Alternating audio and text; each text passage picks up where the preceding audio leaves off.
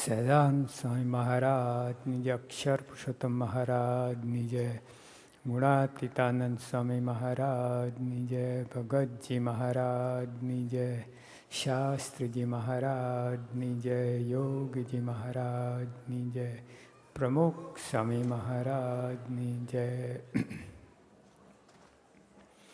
એકતા તો કોઈ પણ જગ્યાએ હોય બહુ ઈચ્છનીય છે. કુટુંબમાં, ગામમાં, દેશમાં, આખી દુનિયામાં, બધે જ્યાં એકતા હોય ત્યાં તો એનું ખૂબ સારી અસર થાય છે. જો અહીંયા ત્યાં લખ્યું છે યુનાઇટેડ વી સ્ટેન્ડ. કેટલાય સ્ટેટમાં, કેટલાય ટાઉનમાં બધા બોર્ડ અમે તો વાંચેલા છે. એટલે એવી રીતે એકતા કુટુંબની અંદર હોય એ તો સ્વાભાવિક છે, ખૂબ કામ કરે. આપણા દેશમાં જો આપણે 1000 વર્ષ ગુલામી ભોગવી, એકતા નહોતી એટલે, અને મોટા મોટા ફેક્ટરીઓ, કન્સર્ન, મોટા મોટા પરિવારો, કુટુંબો બધા નાશ પામ્યા છે એકતાના ભાવે. અમારા મુંબઈમાં એક કુટુંબ હતું, 125 માણસ રોજ બપોરે એક સામટા જમતા. 7 ભાઈઓનું કુટુંબ હતું રોજના. એમાં જ્યાં ફૂટફાટ થઈને બધું થયું, આજે નામ નિશાન નથી. બોમ્બેમાં જ્યાં 1 ઇંચ જગ્યાનો ભાવ, વાર નહીં, ફૂટ નહીં, ઇંચ, એવી જગ્યા એમનો શોરૂમ હતું. કાલા ઘોડા વિસ્તાર છે ત્યાં, બધું સાફ. એટલે જે આપણા કુટુંબમાં એકતા હોય તો બહુ ઈચ્છનીય છે. પહેલાં પહેલું એની એકતા હોય કુટુંબની અંદર તો આપણને સુખ શાંતિ રહે. ભલે ગરીબી હોય, મુશ્કેલીઓ હોય, દૈહિક મુશ્કેલીઓ હોય, જોબ ના હોય, બધું એવી ઘણી મુશ્કેલ આવી હોય, પણ જો એકતા હોય કુટુંબમાં, બાળકો, માતા પિતા, માતા અને બાળકો બધામાં જે એકતા હોય તો એ લોકો એવા કઠિન દેશ હોય, કઠિન સમય હોય તો પણ આરામથી પસાર થઈ જાય. કોઈ કજિયો ક્લેશ ના થાય, બધાને આમ એકબીજાની હૂંફ રહે. જેમ શિયાળો હોય છે ને, જે આપણે સગડી પાસે બેઠા હોઈએ કે આનંદ રહે. એટલે એવી રીતે એકતા રૂપી સગડી, એની હૂંફ આપણને મળે. અને આ મુશ્કેલીઓ, ઠંડી એ મુશ્કેલીઓ એવી હોય, પણ જો એકતા હોય તો આપણને ગમે એવું કુટુંબ હોય, ગરીબ હોય, આમ દુઃખી હોય, જેને શારીરિક મુશ્કેલીઓ હોય, આર્થિક મુશ્કેલીઓ હોય, સામાજિક હોય, કૌટુંબિક હોય, બધું. પણ જો કુટુંબની અંદર કાંઈ એકતા હોય તો સુખ શાંતિ રહે, વાંધો ના આવે. પણ એ જો ના થાય તો ગમેલા પૈસા હોય, અમે તો જો અહીંના જ આપણે આપણા સત્સંગની અંદર પણ કેટલા અમને મળ્યા છે. પતિ પત્નીને એકતા ના હોય, પૈસા અઢળક, ખૂબ પૈસા, અને મોટલો હોય ને, જોબ હોય ને, બધી શારીરિક સંપત્તિ હોય, બધું જ હોય, પણ એકતા ના હોય ને ક્લેશ, દુઃખી.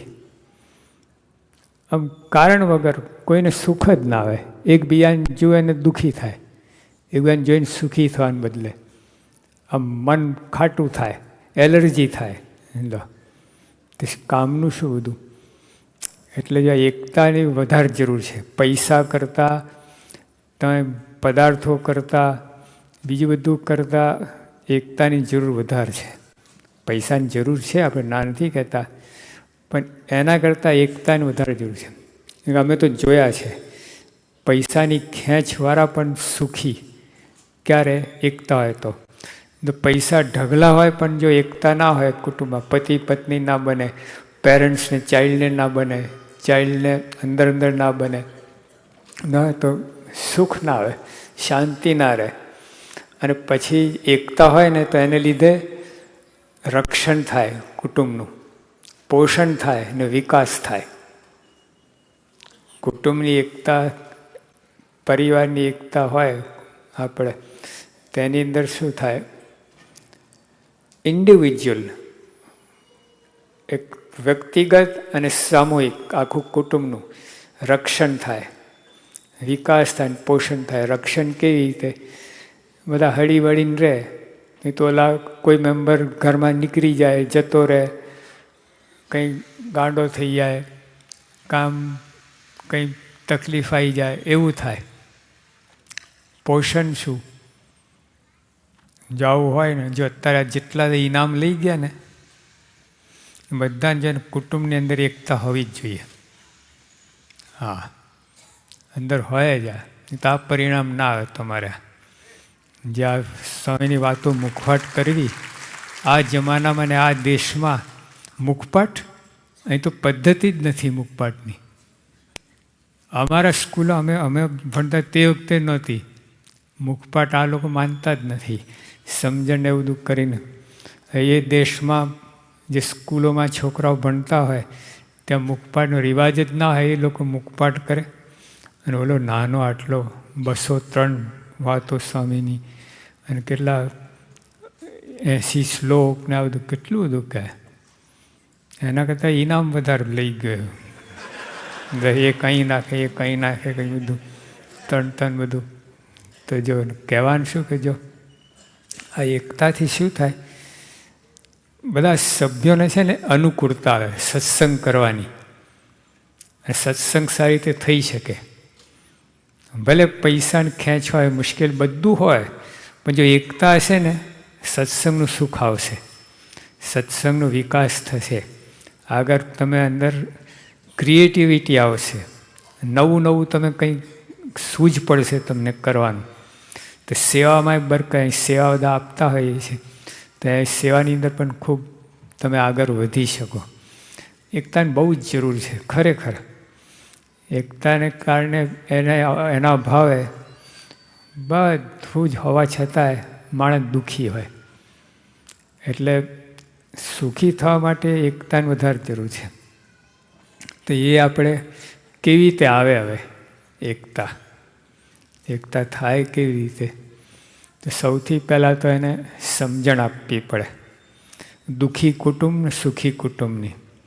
નાના બાળકો ત્યાંથી જ એને સમજાવવું પડે. મોટા થયા પછી ના સમજે. નાનો હોય ને ત્યાંથી એને સમજાવવું કે જો ભાઈ હેપી ફેમિલી, બ્રોકન ફેમિલી, એ બધા એને સમજાવવું પડે.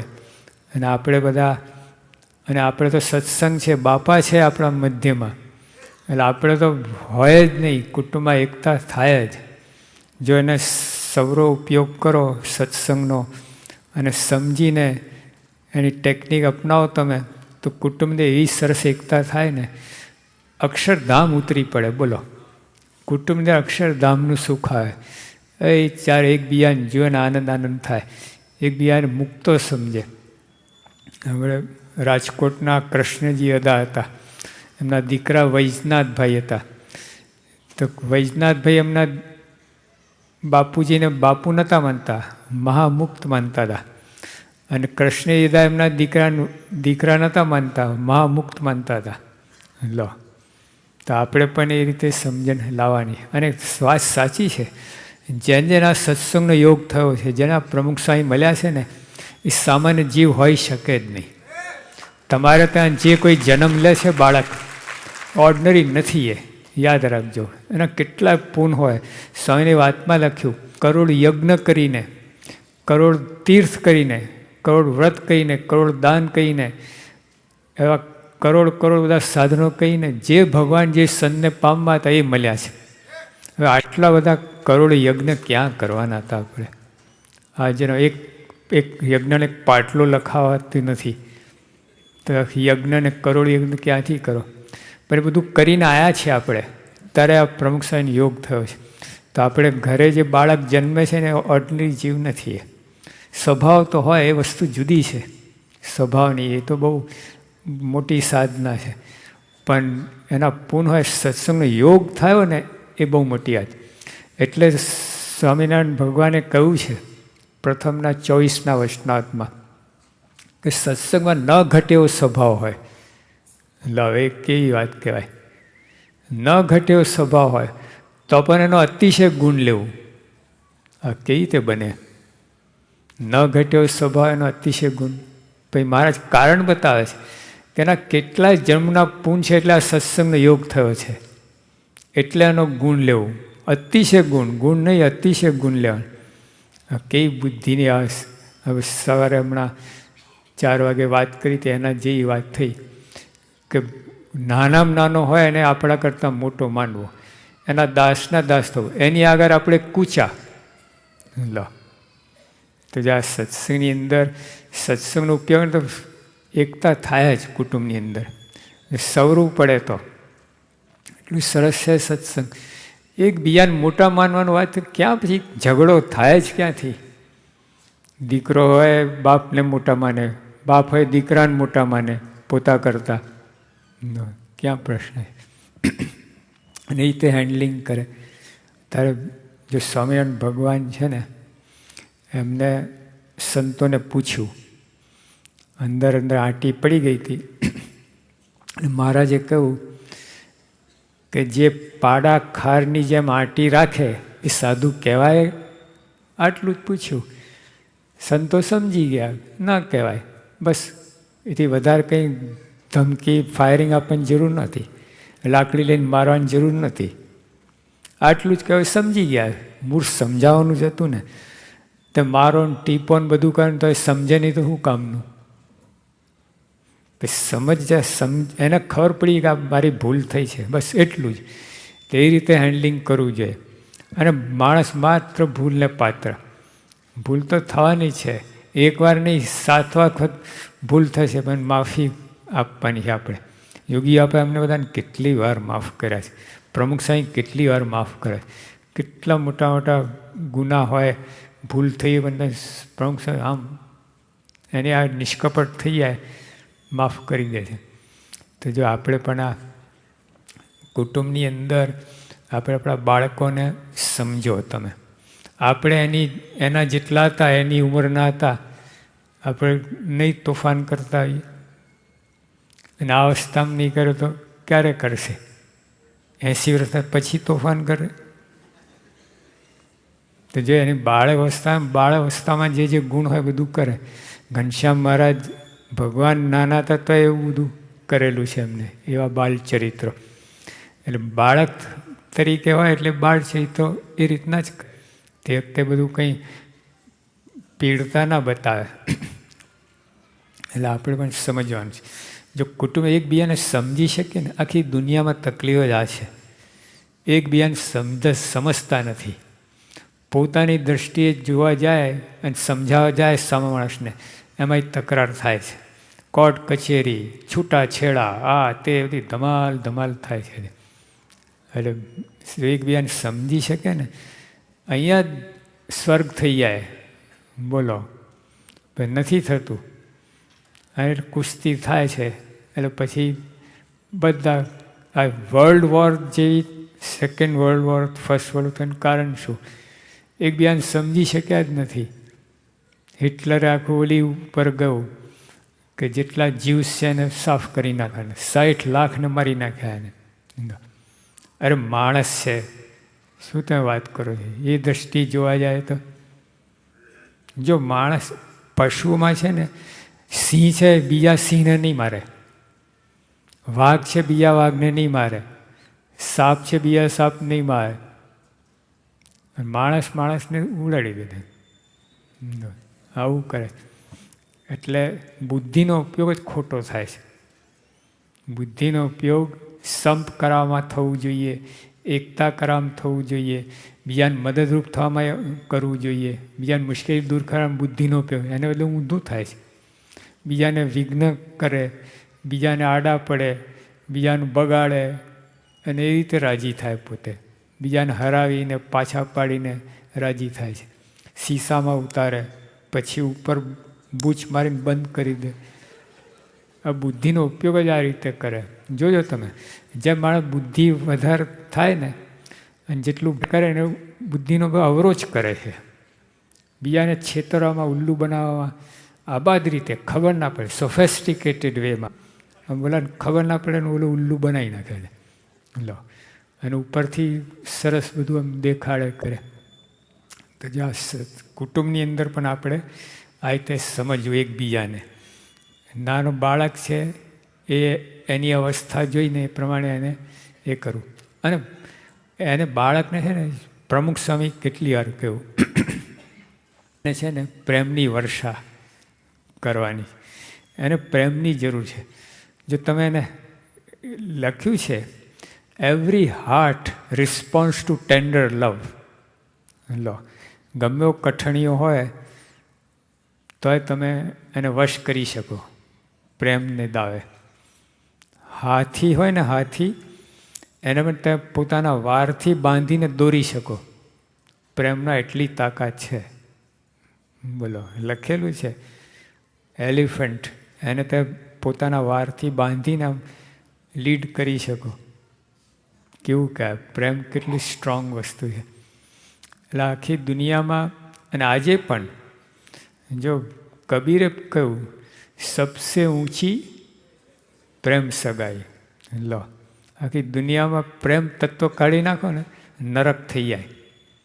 અરે ભયંકર થાય. બધા રાક્ષસો ફરે દુનિયા, બધા એકબીજાને ખાઈ જ જાય, બીજી વાત જ નહીં.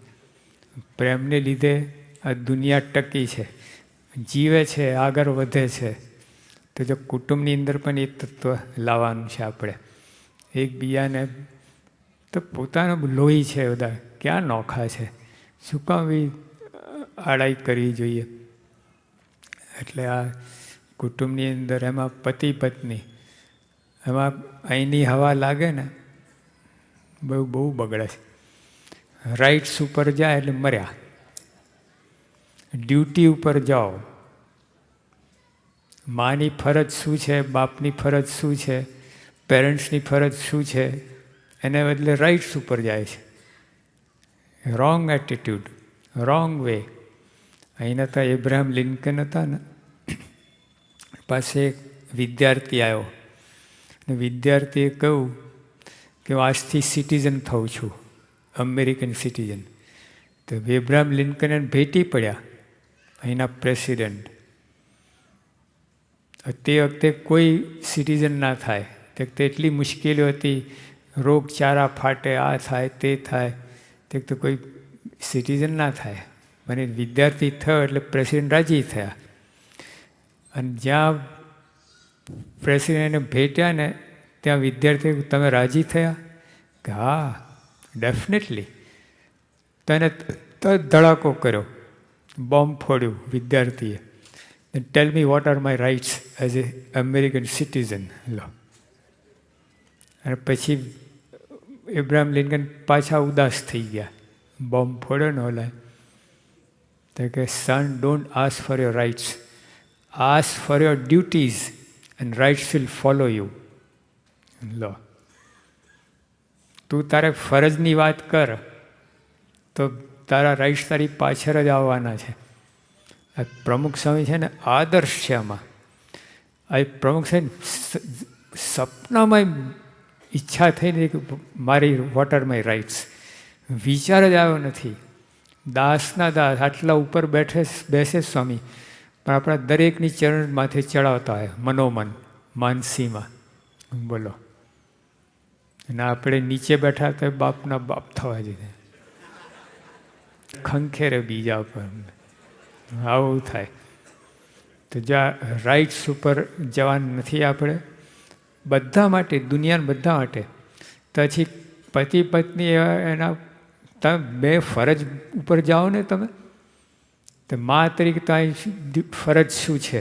What should you do as a mother? અને બાપને જ જવું છે કે what should he do as a father? એને બદલે રાઇટ્સ માટે. એટલે પછી છોકરાને શું દશા થાય? ઘડી જ થઈ જાય ને, કૂચા નીકળી જાય એ લોકોના. તમારે બે જણ સંપીને કરીને તમારી જ પ્રજા છે, તમારું લોહી છે, એનો વિચાર કરો. તમે જેવું કરશો એવું લાલો કરશે, તો કહેશો એવું નહીં કરે. યાદ રાખજો. એટલે પેરેન્ટ્સને ઉપર બહુ આધાર છે છોકરાઓનું ઘડતર. પેરેન્ટ્સની જવાબદારી બહુ છે. એ લોકોએ સમજવું કે થોડું જતું કરવું પડે, થોડા પોતાના મોજ શોખ જતું કરવું પડે, સંયમ રાખવું પડે, થોડું બધું જરા ડિસિપ્લિનમાં રહેવું પડે, બધું કરવું પડે. તેમાં સુખ શાંતિ રહેશે. ઓલું બધું આનંદ કરશું ને આપણે, આનંદ કરશું, મજા આવશે, ઇન્દ્રિયોને લાલ લડાવશે, પણ એની અંદર ભાઈ મનના ભૂકા નહીં કરશે. હા, જે અંદર ક્લેશ ઘૂસ્યું અંદર કુટુંબની અંદર, મહા મુશ્કેલી થશે. એટલે આપણે એ રસ્તે જવાનું જ નથી. આપણે આ પોતાની ફરજ સમજીને મા બાપ તરીકે, અને જો તમે સમજો તો બાળક પોતાની ફરજ સમજવાનો છે અને એને શિખામણ આપી શકાય, દાઢ ધમકી નહીં. યોગી વાત કરતા કે બિલાડી હોય ને એ પોતાના બચ્ચાને પોતાના મોઢાથી જ પકડે છે. પોતાનું બચ્ચું હોય ને ઊંચકે આમ મળે. અને મેં જાતે 10 ફૂટ કૂદકો મારતા મેં જોયું છે બિલાડીને, આમ પોતાનું બચ્ચું પકડીને આમ કૂદીને. તો એને એક દાંત વાગે નહીં. બિલાડીના દાંત કેટલા શાર્પ હોય છે, બચ્ચાને વાગે નહીં. આટલું પ્રેશર આવતા છતાં કૂદે કરે તો. અને એ જ મોઢાથી ઉંદરડાને પકડે, એક ઘાને 2 કટકા. તો આપણે કોઈને કહેવું હોય કંઈ તો પહેલાં એના ગુણ વિચારવા અને પછી એને કહેવું, તો બહુ ફેર પડી જાય. હવે સીધા એના અવગુણ જોઈને જે બોમ્બ ફોડીએ ધડાધડી થાય, પછી એ તો માને જ નહીં, એને રૂચે જ નહીં, એને ગમે જ નહીં, અને સેટ જ ના થાય તમારી એકેય સલાહનું. રિબાઉન્ડ થાય તમને. અને જો તમે સમજીને એ કરીને એનો ગુણ કહીને આ કહીને પછી એને કહો કે જો ભાઈ તારું બધું સારું છે તારે, એમ મા બાપ પોતાના બાળકને એ રીતે કહેવું જોઈએ. ભાઈ તું તારું બધું બહુ સારું, તું સારું ભણે છે, આ કહે ત્યારે, પણ આટલું છે ને બરાબર નથી, એમ કરો તો એ માની જાય. સીધો બોમ્બ ફોડીએ, હરામખોર, નક્કામો, લુચ્ચો. જો કે અહીં તો ચાલે એવું નથી, સારું છે કરી. પણ આપણા દેશમાં તો બધું આવું રીતે પાશેર પાણી ગરમ કરો, 10 મણ લાકડા બારે, કેવું કહેવાય? 1 પ્યાલો પાણી ગરમ કરવું હોય અને 10 મણ લાકડા બારો, એમ તમે બાળક પર ગુસ્સે થાવ છો, આમ તોડી નાખો એટલું બધું, એ ના થાય. એના ઉપર એને સમજીને એને પ્રેમથી ના કહેવું એવું નથી. હા, જો લાડ ખોટા લાડ કરવાની જરૂર નથી, એ માગે આપવાની જરૂર નથી, એને શું આપવું જોઈએ એ રીતે આપો. હા, એ માગે તે તો એવું માગશે કે પોતાનું બગાડશે, એટલે એ રીતે કરવાની જરૂર નથી. પણ વધારે તો પેરેન્ટ્સ છે ને એના પર બહુ આધાર છે. કેટલાય કુટુંબ જે અહીંયા બધા બેઠા, કેટલાય આદર્શ કુટુંબો છે, બોલો. ઘરમાં એકદમ પારિવારિક એકથી અને સત્સંગનું સુખ લે, બધું કરે. સત્સંગ બરાબર કરો ને સમજીને, તો બીજું કાંઈ નહીં આવડતું ને તો બધું આવડી જશે. કુટુંબ ફર્સ્ટ ક્લાસ તો થશે. બધાને સત્સંગ હશે ને કુટુંબની અંદર, ઘર સભા કરશો ને એનાથી બધામાં એકતા આવશે અને બધાને સમજણ આવશે, અને બધા ભેગા મળીને પોતાના કુટુંબના પ્રોબ્લેમ ઉકેલશે. નાનો બાળકને પણ ભેળવવું એમાં. હા, એને કહેવું જો ભાઈ આપણે આટલી મુશ્કેલી છે, આમ છે, એટલે અત્યારે આપણે આ વસ્તુ નહીં લાવીએ, પછી 6 મહિના પછી લાવીશું, આ કરશું. એને સમજાવો તો સમજે એવો છે, પણ આ તો સીધું પહેલાંથી જ માની લે કે નહીં સમજે, અને એમ કહીને પછી સીધી ફાયરિંગ જ આપીએ આપણે, તો અંતર જ પડે. એટલે ઓલા 6 and 9ની તો વાત બધાને ખબર છે. અંગ્રેજીનું 6 આ બાજુ 9 લાગે, નવા 6 લાગે. એટલે પોતાની દ્રષ્ટિ મૂકીને એના સ્થાનમાં જઈને જુઓ, એટલે કોઈ પણ કંઈ પ્રોબ્લેમ આવે ઘરની અંદર, કુટુંબની અંદર, આપણું પોતાનું, તો બધાએ પોતાની દ્રષ્ટિ ના જુઓ, સામાન્ય દ્રષ્ટિએ જુઓ, બાળકની દ્રષ્ટિએ જુઓ, પતિએ પત્નીની દ્રષ્ટિ, પત્નીએ પતિની દ્રષ્ટિ જોવું જોઈએ. એ તો જો જોવામાં આવે ને તો કોઈ પ્રશ્ન ના રહે. આ તો બસ બધા પોતપોતાની રીતે રાજસ્થાન બસ રાઇટ્સ. અહીં રાઇટ્સને તો એટલા પ્રોબ્લેમ ઊભા થયા છે ને ખરેખર. સારું થવાને બદલે બગડ્યું છે બધું. જ્યાં ત્યાં યુનિયન, જ્યાં ત્યાં હડતાલ, જ્યાં ત્યાં બધું રાઇટ્સને લીધે જ થયું છે બધું. એટલે આપણી તાકાત નથી રાઇટ્સને હેન્ડલ કરવાની. એનો દુરુપયોગ જ કરીએ રાઇટ્સનો. અહમ વધારીએ, અક્કડ થઈએ, બે જણ વચ્ચે અંતર પડે, રાઇટ્સનો ઉપયોગ કરવા આ બધું થાય છે. ફરજ ઉપર જશો ને તો બધું ઉકેલાઈ જશે. એકદમ એન્ટીડોટ છે ફરજ. રાઇટ્સના જે રિએક્શન આવે એની સામે ફરજ ઉપર જાઓ તો એને ન્યુટ્રલ કરી નાખે. ફરજ બહુ સમજવા જેવી વાત છે. દરેક જો જાપાન આખો દેશ છે ને ફરજ ઉપર ગયું છે તો આટલું મુઠ્ઠી વર્ષે આખી દુનિયાને હંફાવે છે. અમેરિકાને ખાસ એવા હંફાવે છે ના પૂછો વાત. ત્યાં લોકો મેડ ઇન જાપાન લખે. કંપની એમની બધી ગમે હોય ને તો પોતાનું પ્રોડક્ટ મેડ ઇન જાપાન જ લખ્યા અને એ રીતે માને છે લોકો. અને તો જાપાનમાં છે ને પ્રાઇમરી ટીચરને વધારે પગાર. જો ત્યાં પ્રોફેસર હોય, કોલેજનો પ્રોફેસર, પ્રિન્સિપાલ, એના કરતાં પ્રાઇમરી ટીચરનો પગાર વધારે જાપાનમાં. પાયાનું છે, જાણે છે કે આ લોકો બાળકને જો બરાબર રાઈટ લાઈન સેટ કરી દેશે પ્રશ્ન જ નહીં થાય. તો જે લોકો ડ્યુટી ઉપર ગયા છે, ડ્યુટી ઉપર છે ને આખી એટીટ્યૂડ બદલવા જેવું છે. આપણું વલણ, માનસિક વલણ બદલવા જેવું છે. જે માણસ ડ્યુટી ઉપર જાય ને એ આખી એને જિંદગી લાઈફ સારી થઈ જાય, કહેવું જ ના પડે. રાઈટ ઉપર ગયો તો ગમે એવો સારો છે તો બગડશે. હા, વાંકા વારી દેશે રાઈટ્સ એને. ડ્યુટી સાથે પછી રાઈટનો વિચાર કરો. ડ્યુટીની વાત જ વિચારવા નહીં અને સીધા રાઈટ્સ કૂદી પડે. બધા સીધા એક્સલેટર દબાવે, બ્રેક હોય જ નહીં, શું દશા થાય? બ્રેક પહેલાં સજ્જડ જોઈ જઈએ. જેટલી સ્પીડ વધારે એટલી બ્રેક વધારે જોઈએ. એટલે ફરજ છે ને એ બ્રેક છે અને રાઈટ છે એક્સલેટર છે. એટલે હેન્ડલ કરતાં ના આવડે. સ્પીડ એના માટે બહુ પ્રેક્ટિસ જોઈએ હતી. રાઇટ્સનું હેન્ડલિંગ કરવું મુશ્કેલ છે. ગમે એનું કામ નહીં, એની માટે પાત્રતા જોઈએ રાઇટ્સને પચાવવા માટે. ડ્યુટી માટે બરાબર છે, ગમે કરી શકે ડ્યુટી. યોગી આપણે કહું કે ગમે કાંઈ ના આવડતું હોય પણ સેવા કરવા મંડી પડે ને આગળ આવી જાય. લો તો એ ડ્યુટી થઈ, સેવા એ ડ્યુટી થઈ. અને એને માનની ઈચ્છા રાખે રાઇટ્સ થયું. મને આગળ બેસાડે, મને હાર તોરા પહેરાય, મને આ કરે તે કરે, એ રાઇટ્સ બગાડવાના ધંધા, બીજું કાંઈ નહીં. આપણી પાત્રતા નથી. સ્વામી બાપાની પાત્રતા છે, એ પચાવી શકે રાઇટ્સ. પણ રાઇટ્સનો વિચાર જ નથી આવતો એમને, સપનામાંય નહીં. જો એટલે આપણે પણ આ રીતે જરા રહીએ, પોતપોતાની ફરજ ઉપર જાઓ. બાળકોને ત્યાં એમની ફરજ શીખવાડો અને શ્રમનો મહિમા શીખવાડો અને મહેનત કરવા શીખવાડો એને અને પોતાના પગ ઉપર એ રીતે શીખવાડો એને.